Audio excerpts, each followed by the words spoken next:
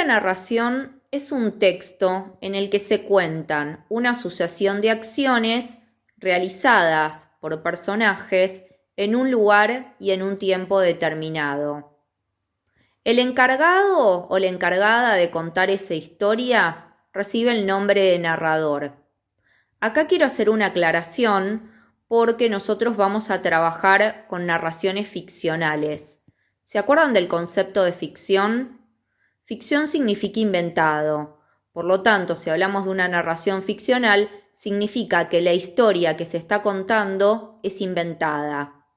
Esa voz que narra, llamada narrador, también es una voz ficcional. Es tan inventada como los personajes y la historia misma. Y puede ser el mismo protagonista de la historia, es decir, estar dentro del relato, o puede estar fuera del mismo y narrar la historia de otra persona o personaje. La estructura del texto narrativo se compone de 3 partes. Situación inicial, que es el comienzo del relato. Como lo indica su nombre, nos pone en situación, nos indica quiénes son los personajes, dónde están y qué están haciendo.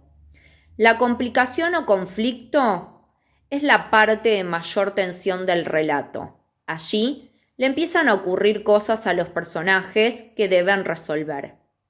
Y por último, la resolución, tercera y última parte de la estructura narrativa, es el momento en el que el personaje resuelve favorable o desfavorablemente el conflicto que tuvo que atravesar. A las 3 partes de la estructura narrativa, situación inicial, complicación o conflicto y resolución, se lo llama suceso. Todo tipo textual tiene recursos. ¿Se acuerdan de los recursos y las características? Dijimos que los recursos son optativos, mientras que las características son obligatorias. Los recursos del texto descriptivo son 3. El narrador, para contar la historia, puede elegir realizar una o varias descripciones de los personajes, de los lugares, de un objeto. Otro recurso que puede utilizar el narrador para dar mayor dinamismo a la historia es el diálogo entre los personajes. Ahí entra el tipo textual dialogal y recuerden que lo reconocemos fácilmente por la presencia de la raya de diálogo.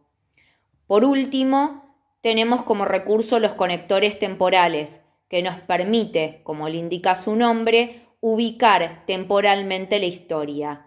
Algunos ejemplos de conectores temporales son ese día, por la mañana, luego, una semana después. No nos olvidemos de las características. Dijimos que son obligatorias y en el texto narrativo son 4.